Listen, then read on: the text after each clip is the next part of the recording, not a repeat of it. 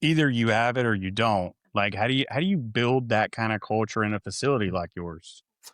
So I think to some extent, like you got to be a little bit harsher on the front end, right? Like Yep. culture is what you expect minus what you allow. So like Mhm. everybody has to come in and recognize what the expectations are right away.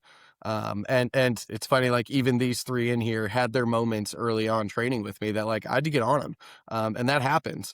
But what you find is like I don't want to be that coach, and the culture that we really want to build is like that we can have fun, we can enjoy what we're doing, but we can also hold each other accountable. We can also look for the areas to grow and stay curious about, what are the other ways that we could complete this. So it's one of those things like you have to be consistent with it.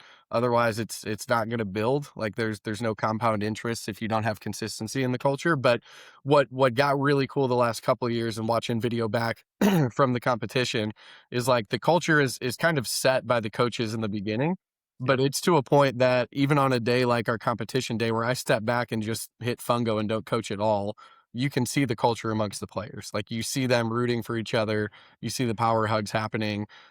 So when you can take a step back and recognize like it's bigger than any individual at this point, that's the coolest part.